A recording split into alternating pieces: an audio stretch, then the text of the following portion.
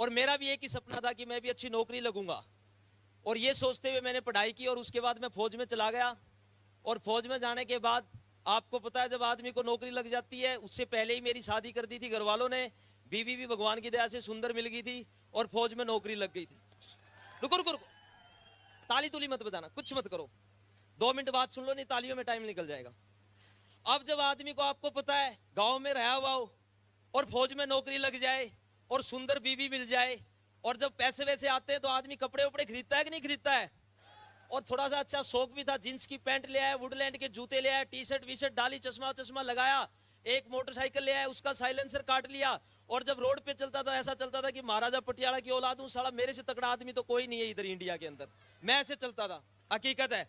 घर में सबसे छोटा था, घर वालों को ज्यादा पैसे की मांगते नहीं थे मेरे से, मैं उनको देता था। इस टाइप से मैं अपनी लाइफ बिताता था और बड़ी स्टाइल मारता था। मैं सोचता था बिंदास जिंदगी है, सब कुछ है। चाचा जी पॉलिटिक्स में चले गए, तो जब चाचा जी पॉलिटिक्स में चले गए तो मुझे लगा कि चाचा जी एमएलए बन जाएंगे, साला एमएलए का भतीजा क्या होता है, मंत्री दूसरा होता है, ऐसा मैं महसूस कर रहा था। और मेरे को किसी आदमी ने सिक्योर लाइफ का प्लान दिखाया था जब ये सिक्योर लाइफ कंपनी दिल्ली में लॉन्च हुई थी उसके कुछ टाइम के बाद। लेकिन जब मेरे को सिक्योर लाइफ का प्लान दिखाया था उस टाइम पर मैंने इस बिजनेस को नहीं किया था, क्योंकि एक तो आपको पता है खाते पीता घर का बच्चा हो, जिसका थोड़ी बहुत जमीन दादा हो, बाप भी नौकरी किया हुआ हो, और घर के अंदर 20-50-60 आर्मी ऑफिसर हो, और ऐसा परिवार के अंदर कोई अगर लड़का हो और उसको अगर फौज की नौकरी मिल जाए और एक बढ़िया सी लड़की मिल जाए और एक बच्चा लड़का पैदा हो जाए, तो कसम से वो अपने आप को सबसे सुखी आदमी समझता है। समझता है कि नहीं समझता है?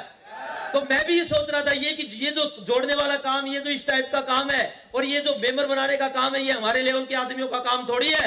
हमारे लिए तो कोई बड़े काम इंतजार कर रहे हैं। और दोस्तों, मैं फौज की नौकरी करता गया, बीच में मैंने कई काम और किए, कभी टाटा 709 ले ली, कभी दुकान कर ली, कभी कोचिंग इंस्टीट्यूट कर लिया, इस टाइप के काम करता रहा। और चाचा जी के साथ 6 साल मैंने राजनीति के अंदर उनके साथ समय बिताया।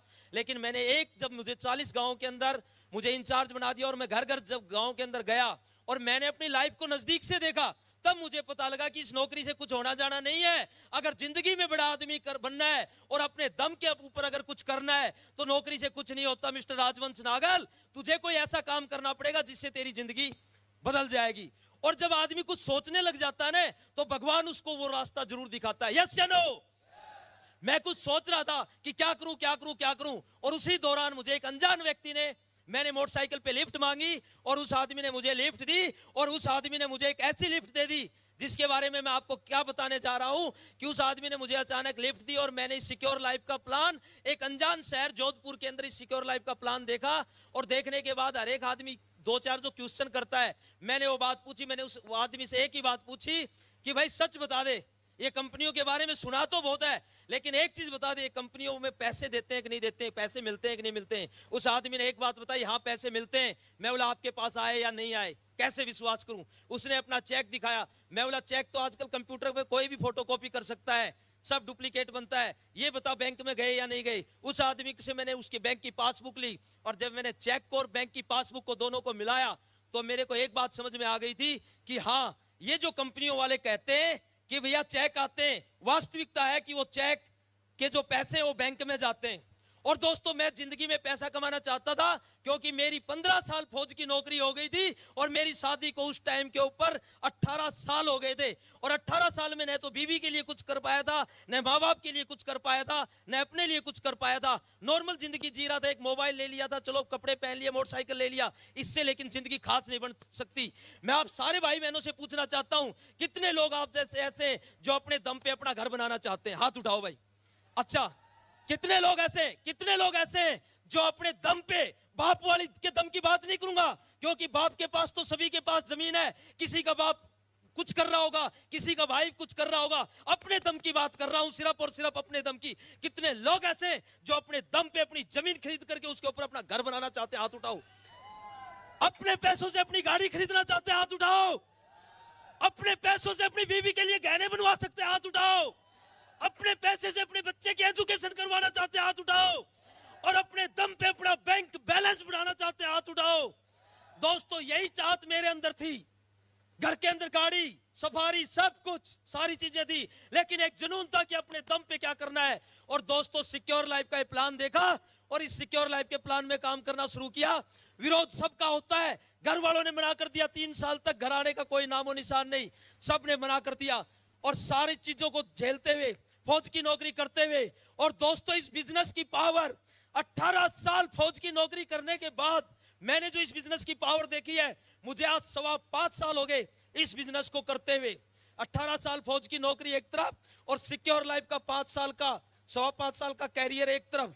अगर कोई आदमी तोलना चाहेगा, मैंने राजनीति की है, राजनीति में बड़े बड़े लीडरों के साथ रहा हूं, लोगों के घर घर जाकर के देखा हूं। मैंने एक चीज देखी है, और दोस्तों वास्तविक अगर पर्सनालिटी डेवलपमेंट होती है, आदमी का अगर व्यक्तित्व विकास होता है, आपने यहां करके देखा एक मुकेश प्रजापति 1.5 किलो का आदमी, 1.5 फीट का आदमी, और इतनी बड़ी बड़ी बातें बोल करके जा रहा है, इसका मतलब पर्सनालिटी का डेवलपमेंट होता है। यस या नो? एक 8वीं पास पढ़ा हुआ आदमी जयपाल यहां पर डायमंड बनता है, इसका मतलब पर्सनालिटी का विकास होता है। यस या नो? और ग्रेवाल साहब ने बोला यहां पर खड़े होकर के, और इतनी जोश की बातें बोली थी। ग्रेवाल साहब को मैंने एक बार आगरा के अंदर सुना था और मुझे बड़ी खुशी हुई थी। मैं सुन रहा था, आप लोग जैसे बैठे हुए हो, मैं ऐसे ऊपर बैठा हुआ था अपनी फैमिली और बच्चे के साथ, और उस टाइम पर ग्रेवाल साहब स्टेज के माध्यम से बोल रहे थे, आगरा के अंदर दौड़ रहे थे, और मेरे को किसी ने बताया ये जो सामने बोल रहे हैं नरसिंह ग्रेवाल जी हरियाणा के, और भाई मैं भी हरियाणा का हूं, थोड़ा बहुत तो भाईचारा बनता ही है। यस या नो? मैं सोचा कि अपना आदमी बोल रहा है, मैं सुन रहा था, और ग्रेवाल साहब ने एक ही बात बोली थी, ये जो सिक्योर लाइफ है, ये सिक्योर लाइफ नहीं है, 8 लाख रुपए वाली भैंस है, और कोई मर्द का बच्चा इसका दूध निकाल सकता है। मैंने तो, ग्रेवाल साहब ने बोला था, आज से मुझे आज भी याद है, 4.5 साल पहले ग्रेवाल साहब ने बोला था कोई मर्द का बच्चा है, 1000, 1500, 2000 आदमी बैठे थे, कोई मर्द का बच्चा है तो इसका दूध निकाल सकता है। मैंने तो निकाल करके दिखा दिया, आप में से कोई मर्द का बच्चा है तो इसका दूध निकाल करके दिखा दो। दोस्तों 4.5 साल पहले मैं एक ऐसे कोने पे बैठा था और मैं चेयर पे खड़ा होकर के मुट्ठी बांध के बोला था, सर मैं निकाल करके दिखाऊंगा। और सर आज 4.5 साल हो गए इस बात को, और आज हम इसको साबित करने चाह रहे हैं कि हम मर्द के बच्चे हरियाणा के जाट है, एक भैंस नहीं हजारों भैंसों का दूध निकाल सकते हैं। युद्ध में सैनिक कभी बैठता नहीं है। यस या नो? और हमारे मेंटर सामने बैठे, एक ही कमिटमेंट है, भगवान जिंदगी बना के रखना, बस भगवान जिंदगी बना करके रखना, और सिक्योर लाइफ को ये पंख लगा करके रखना। सर कमिटमेंट करते, जितने डायमंड पूरी सिक्योर लाइफ में पूरे हिंदुस्तान से दिए, उससे कई गुना ज्यादा डायमंड ये हरियाणा की धरती देगी, हरियाणा की धरती देगी। हरियाणा कितने लोग वादा करते हैं कि इस भैंस का दूध निचोड़ देंगे, भाई मुट्ठी बांध के